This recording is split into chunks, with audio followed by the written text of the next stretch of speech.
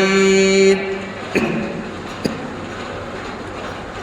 محترم حضرات، سامعین اکرام، عزیز ساتھیوں، اس سے پچھلے ہفتے کو حج کے متعلق بتلایا گیا تھا کہ اللہ تبارک تعالیٰ نے جس طریقے سے اپنے بندوں پر، مسلمانوں پر نماز کو فرض کیا، اسی طریقے سے اپنے بندوں میں سے ان لوگوں پر جو صاحب نصاب ہیں، جو مال اور دولت اللہ تبارک تعالیٰ نے ان کو مال اور دولت سے نوازا ہے، اتنا پیسہ، اتنا روپیہ، اتنی دولت ہے کہ وہ آسانی سے حج کر سکتے ہیں، کسی کا کوئی قرضہ نہیں ہے. جب وہ حج کرنے کے لیے جائیں گے تو جب تک وہ واپس نہ آئیں ان کے گھر کا خرچ اسی طریقے سے چلتا رہے گا جیسے کہ چل رہا تھا. اتنا پیسہ ہونا ضروری ہے. تب اللہ نے ان پر حج کو فرض کر دیا. اب اگر وہ حج نہیں کریں گے تو گنہگار ہیں. ایک نہیں سینکڑوں کی تعداد میں مسلمان ہیں جن کے پاس مال اور دولت کے انبار لگے ہیں، کروڑوں روپئے کے مالک بنے ہوئے ہیں، لیکن حج کرنے کے لیے نہیں جاتے. گنہگار ہیں وہ. کل قیامت کے دن اللہ تبارک تعالی باوجود حج پر قادر ہونے کے اور پھر اس نے حج نہیں کیا تو اللہ اس کی پکڑ کرے گا. اللہ اس سے پوچھے گا کہ تو نے اس فرض کو ادا کیوں نہیں کیا؟ تیرے پاس مال تھا، تیرے پاس دولت تھی، روپیہ پیسہ تھا، سارے کے سارے اسباب موجود تھے، پھر بھی تو نے میرے اس فرض کو ادا نہیں کیا. کیا جواب دیں گے؟ بڑے بد نصیب ہیں وہ لوگ کہ سب کچھ ہونے کے باوجود اور پھر وہ حج کرنے کے لیے نہیں جاتے. ایسا مبارک گھر، ایسی مبارک جگہ جہاں صرف دیکھنے سے ہی عبادت کا ثواب ملتا ہے، اور سب کچھ ہونے کے بعد پھر ہم ایسی جگہ نہ پہنچیں تو ہم سے بڑا بد نصیب کوئی نہیں ہے. ہاں، فرض ہے. اگر ہم اس فرض کو ادا نہیں کریں گے تو ہم گنہگار ہیں. صرف عمرے سے کام نہیں چلے گا کہ جب دل میں آیا ہم عمرہ کرنے چل دیے، جب دل میں آیا عمرہ کرنے چل دیے. عمرہ کرنے سے حج جو اللہ نے فرض کیا ہے وہ ختم نہیں ہوگا جب تک کہ وہ اس حج کو ادا نہ کر لے.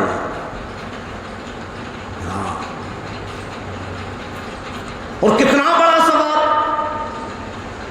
اللہ نے اس کو فرض کیا اور فرض کرنے کے بعد اس کا ثواب بتلایا. اللہ کے رسول امام الانبیاء محبوب کبریا مدنی کریم صلی اللہ علیہ وسلم کا فرمان ہے، جو میرے نبی، تیرے نبی، ساری کی ساری کائنات کے نبی،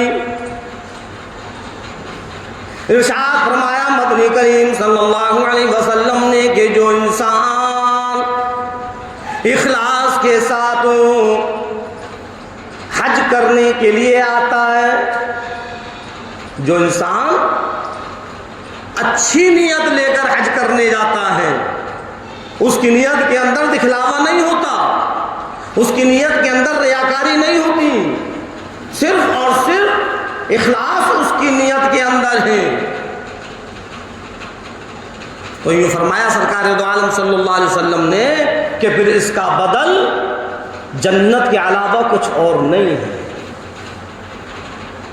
کتنا بڑا سوال!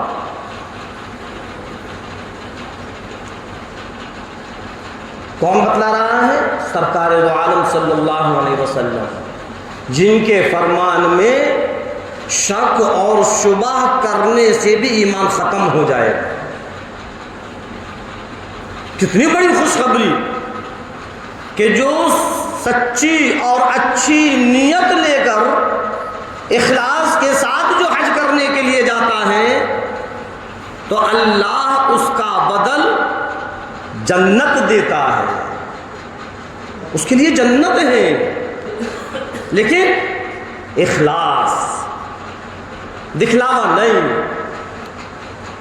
کہ لاؤ ہم سے بھی لوگ حاجی کہنے لگیں گے، لاؤ ہم بھی حج کر کر آ جائیں۔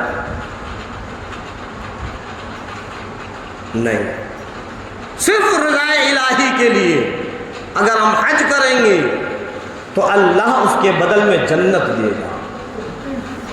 اور اگر ریاکاری ہمارے اندر ہے، دکھلاوا ہمارے اندر ہے، تو پھر بجائے ثواب کے گناہ کے اندر مبتلا ہو جائے۔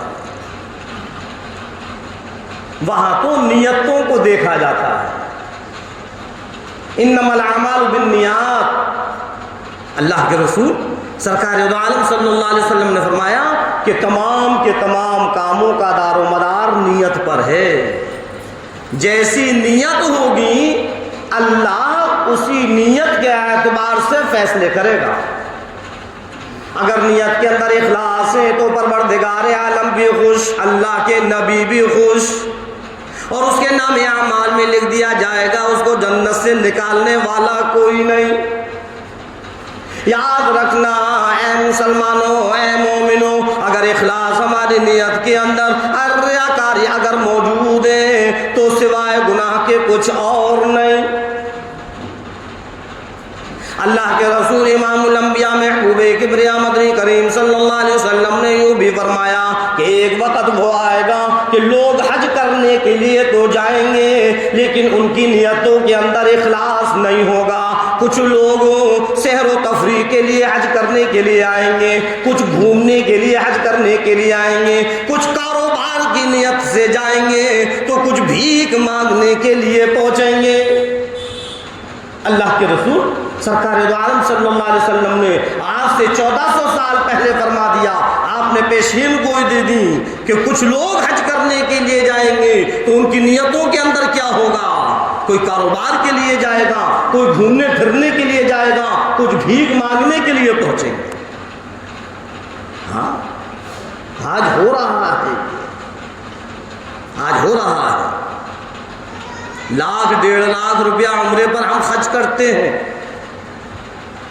اور نیت کیا ہوتی ہے؟ چلو دیکھیں گے سعودی کیسی ہے، لاؤ اللہ کے گھر کو دیکھ کر آئیں گے۔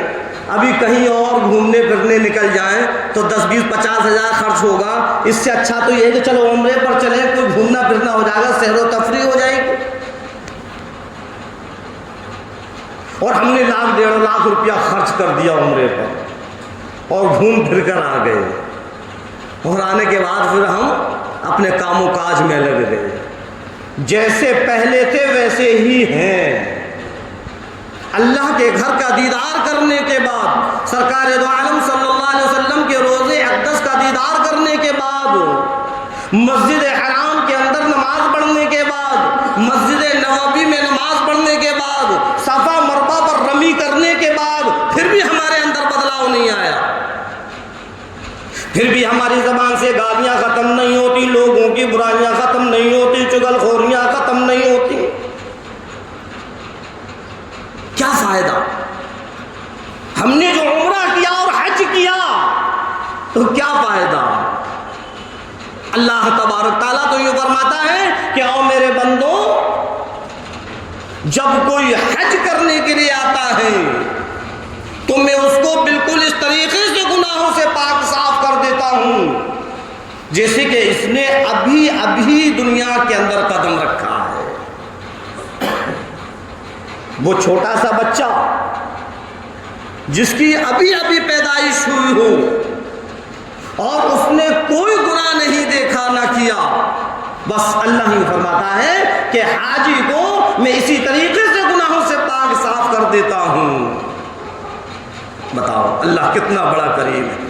اور پھر ہم اپنے مقام پر آ کر انہی گناہوں میں ملوث ہو جاتے ہیں، انہی بدکاریوں میں ہم لگ جاتے ہیں، انہی شیطانی حرکتوں میں پھر ہم لگ جاتے ہیں. لوگوں سے لڑنا جھگڑنا، گالیاں دینا، لوگوں کے دل دکھانا، لوگوں کے ساتھ برا برتاؤ کرنا، اس کی برائیاں کرنا، اس کی چغلخوریاں کرنا، اس پر الزام لگانا، اس کے مال کو ہڑپنا، اس پر ناجائز قبضہ کرنا. اللہ نے تم کو حاجی بنایا ہے، اتنی بڑی دولت سے تم کو نوازا ہے، اللہ نے تم کو گناہوں سے بالکل پاک اور صاف کر کر پہنچایا ہے، اور پھر تو اپنے مقام پر آ کر اسی گناہوں کے اندر لگ جاتا ہے. تو تیرے حج کرنے سے فائدہ کیا ہے؟ کیا تو گھومنے کے لیے گیا تھا؟ کیا تیری نیت حج کرنے کے لیے گھومنے کی تھی کہ جائیں گے گھوم کر آئیں گے؟ اللہ کے گھر میں پہنچنے کے بعد اللہ تبارک تعالیٰ نے تجھ کو اتنے بڑے انعامات سے نوازا کہ تیرے لیے جنت کو مقرر کر دیا، تیرے گناہوں سے تجھ کو پاک اور صاف کر دیا. اب تو تیرا کام یہ تھا کہ تیری زبان پر گالی نہیں آتی، تیری زبان پر کسی کی برائی نہیں ہوتی، کسی کی غیبت نہیں ہوتی. اذان کی آواز سن کر تیرا دل بے چین ہو جاتا جب تک کہ تو نماز کو پابند، جب تک کہ تو نماز کو ادا نہ کر لے. لیکن ابھی بھی تیرا وہی حال ہے، بیٹھا ہوا ہے گودام میں، دکانوں پر کاروبار میں لگا ہوا ہے. کیا ہے؟ حاجی صاحب ہیں، حاجی صاحب، حاجی صاحب ہیں. اور حال یہ ہے کہ حاجی صاحب سے اچھی گالیاں کوئی بکنے والا نہیں، حاجی صاحب سے برائیاں اچھی کرنے والا کوئی نہیں ہے. صرف نام کے ہم حاجی رہ گئے. اللہ نے ہم کو جو گناہوں سے پاک صاف کر کر پہنچایا تھا، ہم پھر انہی گناہوں کے اندر لگ گئے. اے اللہ کے بندوں، ذرا سوچو کہ کیا فائدہ حج کرنے سے. اللہ کے رسول امام الانبیاء محبوب کبریا مدنی کریم صلی اللہ علیہ وسلم نے فرمایا کہ اگر تیری نیت کے اندر اخلاص ہے، اگر کوئی انسان حج کرنے کے لیے جاتا ہے اور صرف اس میں رضا الہی ہے، کچھ اور نہیں، تو اللہ اس کے لیے جنت کو مقرر کر دیتا ہے. فرمایا کہ جزاؤہ الا الجنہ، اس کی جزا، اس کا بدل سوائے جنت کے کچھ نہیں. اے 15ویں صدی کے مسلمانوں، اے 15ویں صدی کے حاجیوں، آؤ ذرا غور تو کریں امام الانبیاء سرور کونین صلی اللہ علیہ وسلم کے فرمان پر. کیا ہم حج کر کر آئے، ہماری نیت کے اندر اخلاص تھا یا نہیں؟ چلو جب ہم پہنچے اخلاص نہیں، لیکن سننے کے بعد، سمجھنے کے بعد ہم اللہ سے توبہ کریں، استغفار کریں. ان اللہ غفور رحیم، اللہ تو غفور رحیم ہے، اللہ معاف کر دے گا، اللہ ہمارے گناہوں کو بھی ختم کر دے گا. بس اللہ کے سامنے روئے گڑ گڑائیں، اللہ سے اپنے گناہ کی معافی تلافی کریں اور آئندہ کے لیے عہد کر لیں. اے پروردگار عالموں، اب میری زبان پر گالی نہیں آئے گی، اب میں کسی کی برائی نہیں کروں گا، اب میں کسی کو ناجائز، کسی کو ستاؤں گا نہیں، کسی کی چغل خوری نہیں، کسی کی غیبت نہیں، کسی کا دل دکھانا نہیں. اے رب کائنات، کسی کے مال پر ناجائز قبضہ نہیں. جو ہوا وہ ہوا. اے اللہ میرے گناہوں کو معاف کر، مجھ کو پتہ نہیں تھا، مجھ کو خبر نہیں تھی. امام الانبیاء سرور کونین صلی اللہ علیہ وسلم کے فرمان کو میں نے سنا نہیں، مجھ کو خبر نہیں. اے اللہ مجھ سے غلطی ہو گئی، اب میں نے سن لیا، میں نے مان لیا. اے اللہ میری ساری کی ساری جب اللہ سے ہم دعائیں کریں گے، جب اللہ کے سامنے ہاتھ پھیلا کر روئیں گے، تو رب ذوالجلال کی قسم اللہ ہمارے سارے گناہوں کو معاف کر دے۔ کرے تو صحیح، اپنے گناہوں پر، اپنی غلطیوں پر نادم تو ہوں۔ ہم پہ رونا ہی نہیں آتا۔ اتنا بڑا مرتبہ پروردگار عالم نے دیا۔ حاجی صاحب، ایک عام انسان نماز پڑھنے کے لیے جا رہا ہے اور حاجی صاحب اپنے کام میں لگے ہیں، اپنے کاروبار میں لگے ہیں، اپنی دکان پر لگے ہیں، اپنے گودام پر لگے ہیں۔ وہ بچہ جو گودام کے اندر چھٹائی کرتا ہے، گودام کے اندر چکلائی کرتا ہے، پھوٹ بجاتا ہے، وہ نماز کے لیے نکل رہا ہے، لیکن حاجی صاحب اپنی گدی سے نہیں اٹھ رہے۔ ان کو اذان کی اہمیت کا پتہ نہیں، ان کو نماز کی اہمیت کا پتہ نہیں۔ انہوں نے بس سمجھ لیا کہ ہم نے حج کر لیا، ہماری جنت ہمارے باپ کی جنت۔ نہیں جناب، ایسے کام نہیں چلے گا۔ اللہ کے رسول سرکار دو عالم صلی اللہ علیہ وسلم نے فرمایا کہ وہ کام مت کرو جس سے رب ناراض ہو۔ اگر رب ناراض ہو گیا تو سب کچھ برباد ہو جائے گا، دنیا بھی برباد ہوگی اور آخرت بھی برباد ہوگی۔ بتلا رہا تھا ہمیں کہ اگر اللہ نے ہم کو مال اور دولت سے نوازا ہے، اگر ہم حج کرنے پر قادر ہیں، تو سب سے پہلا کام یہ ہو کہ ہم حج کر ہاں، بڑے فضائل ہیں حج کے۔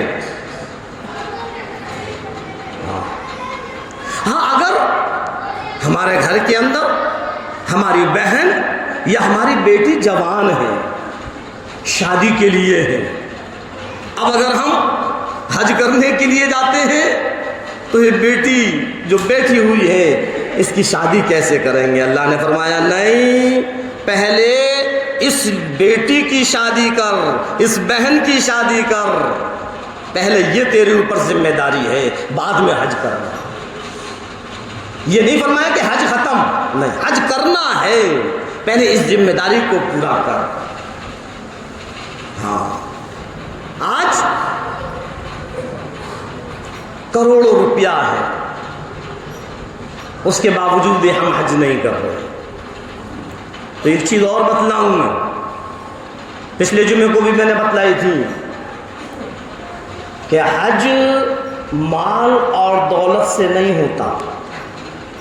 حج مال اور دولت سے نہیں ہوتا، حج تو جس کو اللہ قبول کر لے اس کا ہوتا ہے۔ اور اللہ قبول کس کو کرتا ہے؟ اب ہم اور آپ یہ سوچیں گے کہ وہی مولانا نے تو کہہ دیا کہ اللہ جس کو ہدایت دے گا، اللہ جس کو قبول کرے گا وہ اللہ کے گھر پہنچے گا، حج وہ کرے گا۔ اب اللہ قبول کس کو کرتا ہے؟ اللہ ہدایت کس کو دیتا ہے؟ جس کے دل کے اندر تڑپ ہوتی ہے، جس کے دل کے اندر لگن ہوتی ہے، جس کے دل کے اندر چاہت ہوتی ہے۔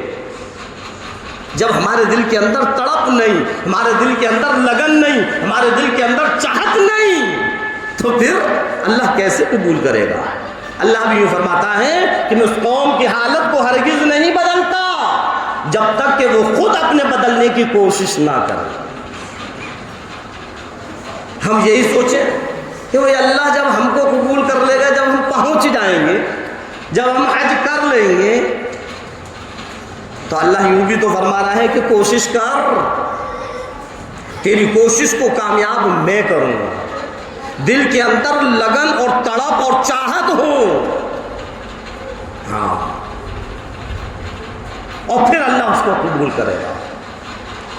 اور اللہ کے رسول سرکار دو عالم صلی اللہ علیہ وسلم نے تو یہ فرمایا کہ ایک انسان نے کوشش کی، اس کو لگن ہے، تڑپ ہے، چاہت ہے، کوشش کی، اور کوشش کرنے کے بعد وہ حج کرنے کے لیے چلا، حج کے دوران ہی اس کا انتقال ہو گیا، حج کے دوران ہی اس کا انتقال ہو گیا۔ اللہ کے رسول امام الانبیاء محبوب کبریا سرور کونین صلی اللہ علیہ وسلم نے فرمایا کہ اللہ ایک فرشتے کو مقرر کر دیتا ہے، اے فرشتے میرے اس بندے کے حج کے ارکان پورے کر۔ اللہ اپنے فرشتے سے اس کے حج کے ارکان کو پورے کرواتا ہے۔ اللہ اپنے بندوں پر بڑا مہربان ہے۔ ایک واقعہ ہے، کچھ لوگوں نے حج کی تیاریاں کی اور سارے کے سارے انتظامات ہو گئے۔ اب ایک انسان نکل کر جا رہا ہے تو اس نے دیکھا کیا کہ ایک خاتون مردار کو کاٹ کاٹ کر اپنے تھیلے میں بھر رہی ہے۔ اب یہ دیکھ رہے ہیں کہ یہ کیا کرے گی، اللہ نے مردار تو حرام کیا ہے اور یہ مردار کو تھیلے میں بھر کر لے جا رہی ہے، کیا کرے گی؟ تو جب وہ چلی تو اس کے پیچھے پیچھے وہ صاحب چلے۔ ایک دروازہ کھلا اور وہ خاتون دروازے کے اندر، اب اس میں اس کی لڑکیاں بھی ہیں، 3 لڑکیاں تھیں اور وہ سب اس میں لگ گئیں۔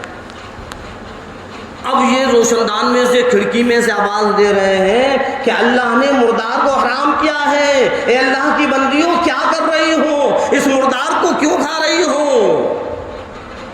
وہ لڑکیاں کہنے لگی، خاتون کہنے لگی ہم بھی جانتے ہیں کہ مردار کھانا حرام ہے، ہم بھی جانتے ہیں، ہم کو بھی پتہ ہے، ہم کو سب معلوم ہے، لیکن جان بچانا بھی فرض ہے۔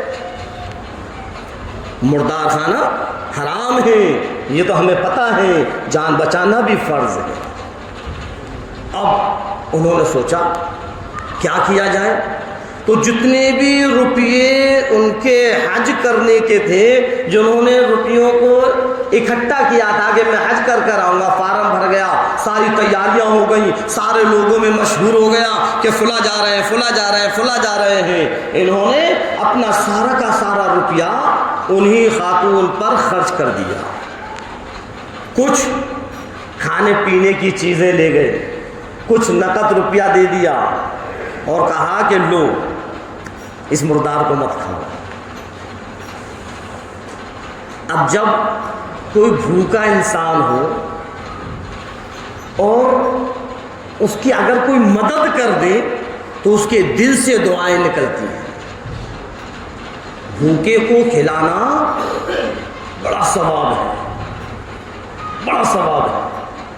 وہ دل سے دعائیں دیتا ہے، جب وہ دعائیں دیتا ہے تو اللہ اس کو قبول کرتا ہے۔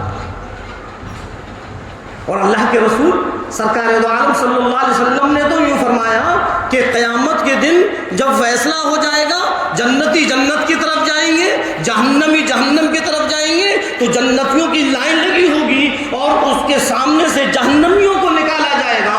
فوراً ایک انسان آگے بڑھے گا اور کہے گا الہی کون ہے یہ؟ اللہ فرمائے گا کہ یہ جہنم میں جا رہے ہیں، اللہ یہ تیرا وہ بندہ ہے جس نے میرا پیٹ بھرا تھا، میں بھوک کی وجہ سے تڑپ رہا تھا، اے پروردگار عالم یہی ہے جس نے مجھ کو بھوک میں میرا پیٹ بھرا، اے اللہ اس کو جہنم میں نہ پہنچا، اے اللہ اس کو جہنم میں نہ پہنچا۔ اللہ فرمائے گا اچھا ٹھیک ہے، لے جا اس کو تو اپنے ساتھ جنت کے اندر لے جا۔ اتنا بڑا ثواب ہے بھوکے کو کھانا کھلانا۔ ہاں، تو انہوں نے اپنا سارا کا سارا روپیہ حج کا انہی کے اوپر خرچ کر دیا، کچھ کھانے پینے کا انتظام کیا، کچھ نقد دے دیا۔ اب ان کے دل سے دعائیں نکلی، اللہ اس کا بدل دے۔ اللہ نے ان دعاؤں کو قبول کیا۔ اب انہوں نے اپنے محلے کے لوگوں سے کہا بھائی تم لوگ جاؤ، اب میرا جانے کا انتظام نہیں ہے حج کرنے کے لیے۔ لوگ چلے گئے۔ جب وہ لوگ لوٹ کر آئے تو اب جب ان کی ملاقات ہوتی ہے تو کہتے ہیں حاجی صاحب السلام علیکم۔ یہ کہنے لگے بھائی کیوں میرا مذاق اڑا رہے ہو، کیوں میری خشکی اڑا رہے ہو؟ یہ بات ٹھیک ہے کہ میں حج کرنے کے لیے جا رہا تھا، لیکن کچھ مجبوری ایسی آ گئی کہ میں نہیں پہنچ سکا. وہ صاحب کہتے ہیں بھائی کیا کہہ رہے ہو, ہم نے تو تم کو دیکھا تھا وہاں پر. ایک دو سے اور ملاقات ہوئی, انہوں نے بھی کہا حاجی صاحب السلام علیکم. اب وہ حیران کہ وہی میں حج کرنے کے لیے نہیں گیا. کہتے ہیں عرفات میں ملاقات نہیں ہوئی تھی, مینا میں ملاقات نہیں ہوئی تھی, مزدلفے میں آپ ہم سے ملے تھے اور آپ کہہ رہے ہو کہ حج کرنے کے لیے نہیں گئے. اب یہ حیران رہ گئے کہ کیا معاملہ ہے, میں تو حج کرنے گیا ہی نہیں. اب انہی کے محلے کا ایک انسان آتا ہے اور کہتا ہے حاجی صاحب السلام علیکم. ارے بھائی تم بھی میرا مذاق اڑا رہے ہو. اب وہ کہنے لگا کیوں, کیا وجہ ہوئی؟ کہ بھائی میں حج کرنے کے لیے نہیں گیا. ارے کیوں غلط بول رہے ہو, ہماری اور آپ کی ملاقات ہوئی تھی عرفات میں, مینا میں ملے تھے ہم اور آپ, اور لو آپ نے ہم کو یہ امانت دی تھی, لو یہ اشرفیوں کی تھیلی پکڑو اپنی. وہ اشرفیوں کی تھیلی اور اس کو پکڑا دی. اب یہ بے چین ہے کہ یہ کیا معاملہ ہے, حیران ہے کیا وجہ ہے. خواب کے اندر پروردگار عالم نے بتلایا وہ میرے بندے کتنے لوگوں سے گواہی دلاؤں, کتنے لوگ تیرے پاس پہنچاؤں جو گواہی دے کہ تو نے حج کیا. تو انکار کیوں کرتا ہے, تجھ کو یقین کیوں نہیں آتا. تیرا حج کرنے کا ارادہ تھا لیکن تو نے وہ حج کا سارا روپیہ ان لوگوں پر خرچ کر دیا. مجھ کو تیری ادا پسند آ گئی اور تیری شکل میں میں نے ایک فرشتے کو اتار دیا اور اس نے تیرے سارے کے سارے حج کے ارکان پورے کیے, اور ایک دن نہیں قیامت تک وہ حج کرتا رہے گا. تو یہ اللہ کا نظام ہے. اللہ تبارک تعالیٰ بس صرف نیتوں کو دیکھتا ہے اور نیتوں کے مطابق ہی فیصلے کرتا ہے. جیسی نیت ہوگی ویسا ہی فیصلہ ہوگا. اس لیے آپ نے فرمایا انما الاعمال بالنیات, تمام کے تمام کاموں کا دار و مدار نیت پر ہے. جیسی نیت ہو. تو ہم جب حج کرنے کے لیے جائیں یا عمرہ کرنے کے لیے جائیں تو ہماری نیت کے اندر گھومنا پھرنا نہ ہو, سحر و تفریح نہ ہو. نہیں, یہ تو سب وہاں ہوگا. بس صرف ایک ہی التجا ہو, ایک ہی امنگ ہو, ایک ہی خواہش ہو, ایک ہی تڑپ ہو, ایک ہی لگن ہو. الہی میں تیرے گھر کا دیدار کرنا چاہتا ہوں, الہی میں تیرے نبی کے روزے کا دیدار کرنا چاہتا ہوں. اے اللہ مجھ کو قبول فرما, مجھ کو قبول فرما. اللہ قبول کرے گا, کوئی دکھلاوا نہیں. اے اللہ تو راضی ہو جا, میرے عمرے کے سارے ارکانوں کو پورا کر, میرے عمرے کے سارے ارکانوں کو پورا کرنے کی میرے اندر ہمت دے, حج کے ارکانوں کو پورا کرنے کی ہمت دے, اور میرے حج اور عمرے کو قبول فرما. یہ ہماری نیتیں ہوں. ہاں اللہ نے اگر دیا ہے تو ہم پہلی فرصت میں حج کرنے کے لیے جائیں.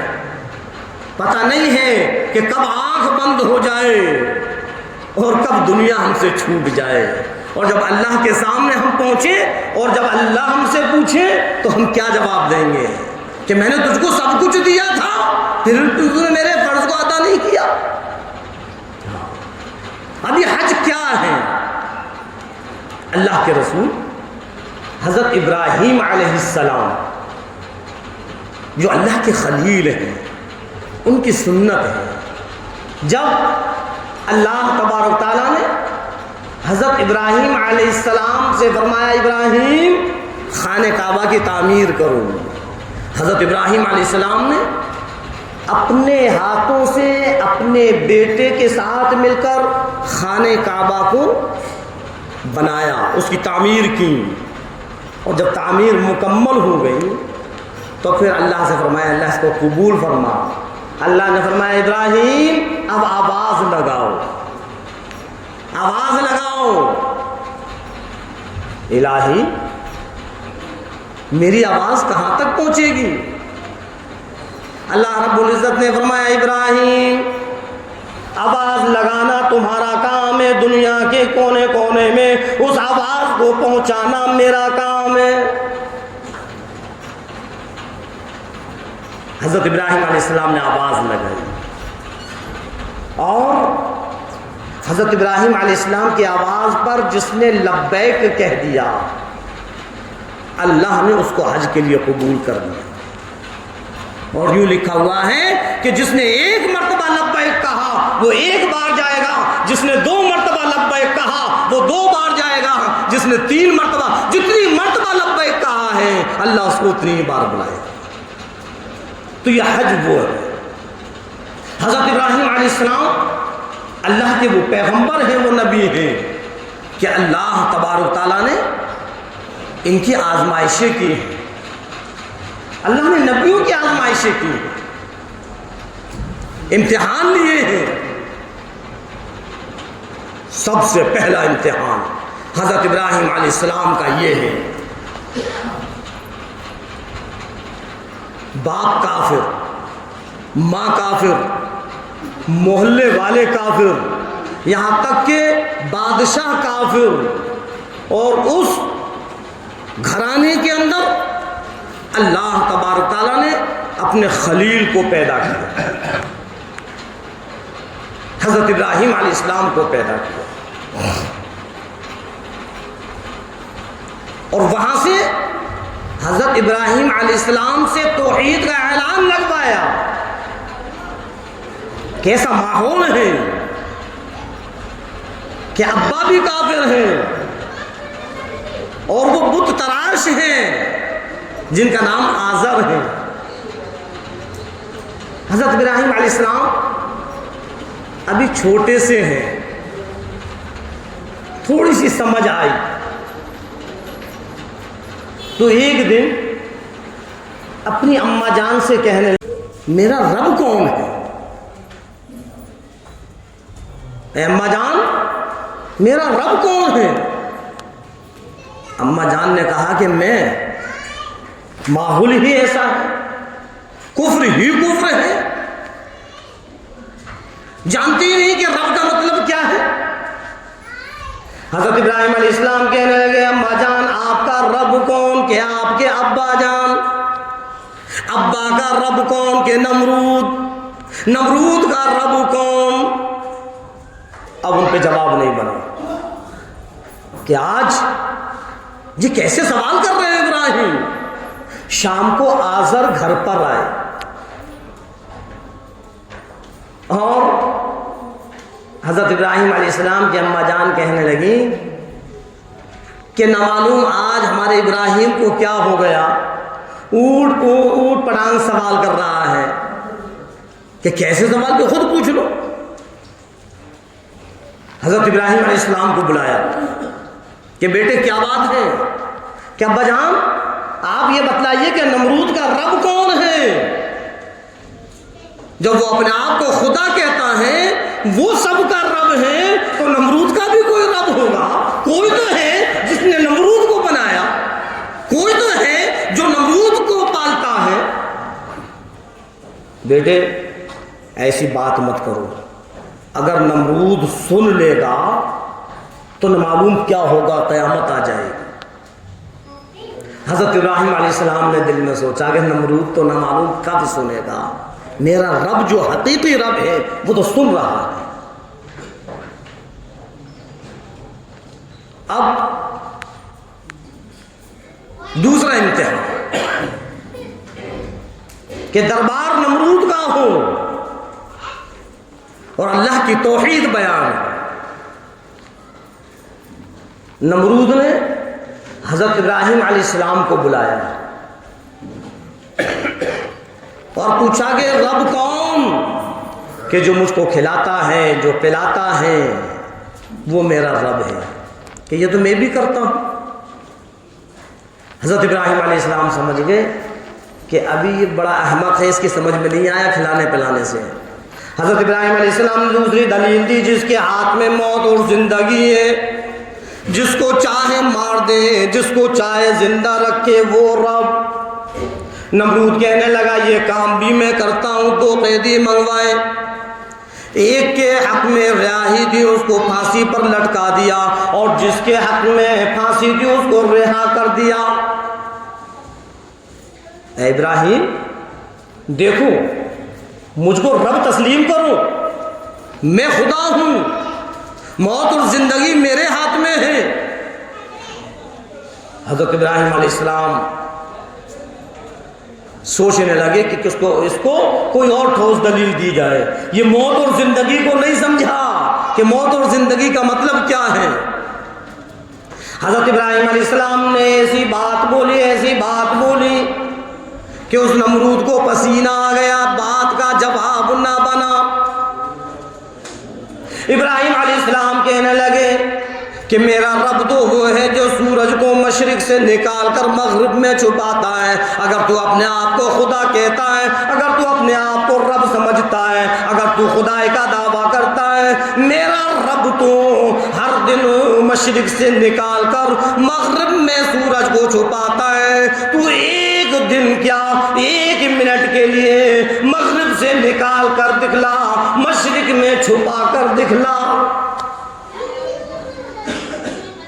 اب اس کا کیا جواب؟ یہ تو کر ہی نہیں سکتا ہوں، یہ تو خدا کا نظام ہے، سورج کہاں سے نکالنا ہے، کہاں چھپانا ہے، وہ جب چاہے مشرق سے نکال دے اور مغرب میں چھپا دے، اگر وہ چاہے تو مغرب سے نکال کر مشرق میں چھپا دے۔ ان اللہ علی کل شیء قدیر، اللہ تو ہر چیز پر قدرت رکھتا ہے۔ اب وہ نمرود کیا کرے، اب وہ کیا جواب دے؟ پسینے آ گئے اور کہنے لگا ابراہیم مجھ کو تمہاری جوانی پر ترس آتا ہے، اور یہ کہہ کر اس نے اپنی بات کو ختم کر دیا۔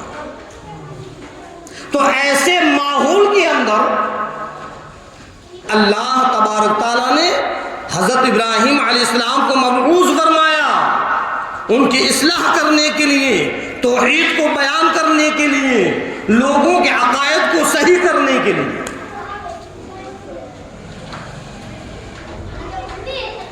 حضرت ابراہیم علیہ السلام کے ابا جان بتوں کا کام کیا کرتے تھے، بت تراش تھے، بت بناتے تھے۔ حضرت ابراہیم علیہ السلام کے ہاتھ میں بھی پکڑا دیے معبود کہ ابراہیم اس کو بیچ کر آؤ، وہ گھسیٹتے ہوئے لے جا رہے ہیں، سب دیکھ رہے ہیں، گھسیٹتے ہوئے لے گئے، اور پھر کہتے ہیں سنو بھی سنو، نہ یہ تمہارے دکھ بیماری میں کام آئیں گے، نہ کسی کام میں کوئی شفا دیں گے، تمہاری بات کو یہ سن نہیں سکتے، یہ تم سے کچھ بول نہیں سکتے، اب تمہاری مرضی اگر تم کو لینا ہے تو۔ اب ان کی برائی کرنے کے بعد کون لے گا؟ لوگوں نے آ کر کہا آزر خدا کے واسطے اپنے معبودوں کی بے حرمتی مت کرواؤ، ابراہیم کو مت دیا کرو ان معبودوں کو، وہ گھسیٹتے ہوئے لے جاتے ہیں اور ایسی ایسی برائیاں کرتے ہیں۔ ایک دن میلہ لگ رہا ہے، سارے کے سارے لوگ میلہ دیکھنے کے لیے گئے۔ ایک شخص آیا اور کہنے لگا ابراہیم چلو میلہ دیکھنے چلیں گے، سب ہیں، بہت مزہ آئے گا، چلتے ہم بھی میلہ دیکھ کر آئیں گے۔ کہ سب گئے ہیں؟ کہ ہاں۔ کہ کوئی نہیں ہے یہاں پر؟ کہ نہیں۔ کہ جاؤ تم بھی جاؤ، میں تمہارے معبودوں کے ساتھ میلہ کروں گا۔ حضرت ابراہیم علیہ السلام بت خانے کے اندر پہنچے تو وہاں تو بتوں کے انبار لگے ہیں، وہاں تو رب ہی رب ہیں، سونے کا رب، چاندی کا رب، پیتل کا رب، پتھر کا رب، لکڑی کا رب، رب ہی رب۔ حضرت ابراہیم علیہ السلام نے ایک کلہاڑا اٹھایا اور ایک طرف ان کو توڑنا شروع کر دیا، کسی کا ہاتھ توڑا، کسی کی ناک توڑی، کسی کا پاؤں توڑا، کسی کا سر توڑا، کسی کا دھڑ توڑا، اور کلہاڑا جو سب سے بڑا بت تھا اس کے کاندھے پر لے جا کر رکھ دیا اور بت خانے سے باہر نکل آئے۔ شام کو جب لوگ میلہ دیکھ کر واپس ہوئے، نمرود نے اعلان کیا کہ لوگوں کوئی اپنے گھر نہیں جائے گا جب تک کہ اپنے اپنے معبودوں کو سلام نہ کریں۔ پہلے اپنے اپنے معبودوں کو سلام کریں، پھر گھر پہنچے۔ بت خانے کا دروازہ کھولا گیا، دیکھا گیا کہ معبود خود الٹی سلامتی میں پڑے ہوئے، ٹوٹے پھوٹے پڑے۔ نمرود کو دیکھ کر غصہ آ گیا اور کہنے لگا کون ہے جس نے ہمارے معبودوں کی یہ حالت کی؟ اب وہ شخص آگے بڑھا، حضور ہو یا نہ ہو یہ نمرود کا کام ہے، یہ ابراہیم کا کام ہے۔ نمرود کہنے لگا ابراہیم کہ ہاں، جب میں نے ان سے یہ کہا تھا کہ میلہ دیکھنے چلو تو انہوں نے کہا کہ تم جاؤ، میں تمہارے معبودوں کے ساتھ میلہ کروں گا۔ حضرت ابراہیم علیہ السلام کو بلایا گیا۔ اللہ کا امتحان ہے، جو خدا سے ڈرتا ہے وہ دنیا میں کسی سے نہیں ڈرتا، اور جس کے دل سے خدا کا ڈر نکل جاتا ہے تو ساری کی ساری دنیا کا ڈر اس کے دل کے اندر بیٹھ جاتا ہے۔ حضرت ابراہیم علیہ السلام دربار نمرود لگا ہے، سارے کے سارے لوگ موجود ہیں، اور نمرود کہنے لگا بِآلِہَتِنَا یا ابراہیم، اے ابراہیم کیا تم نے ہمارے معبودوں کے ساتھ یہ معاملہ کیا؟ حضرت ابراہیم علیہ السلام نے کہا کہ اپنے معبودوں سے پوچھو، یہ خود بتلائیں گے، پوچھو ان سے کہ کون ہے جو ان کو توڑ پھوڑ کر چلا گیا۔ نمرود کہنے لگا کہ ابراہیم تم کو یہ پتہ نہیں کہ یہ بول نہیں سکتے، یہ کچھ کہہ نہیں سکتے، یہ سن نہیں سکتے۔ حضرت ابراہیم علیہ السلام نے کہا کہ یہی تو میں تم کو سمجھا رہا ہوں کہ جو کچھ بول نہیں سکتا، کچھ کہہ نہیں سکتا، کچھ سن نہیں سکتا، تو وہ رب کیسے ہو سکتا ہے؟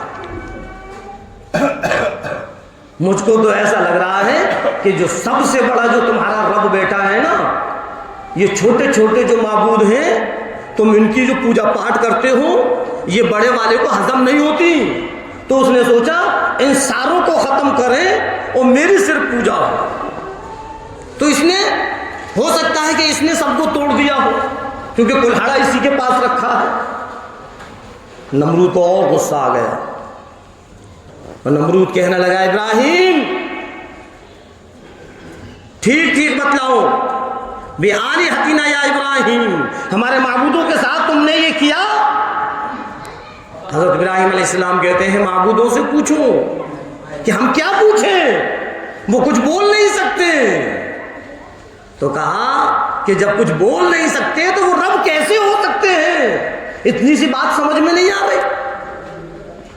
اب مشورے ہوئے، میٹنگیں ہوئی، لوگ بیٹھے کہ کیا کیا جائے۔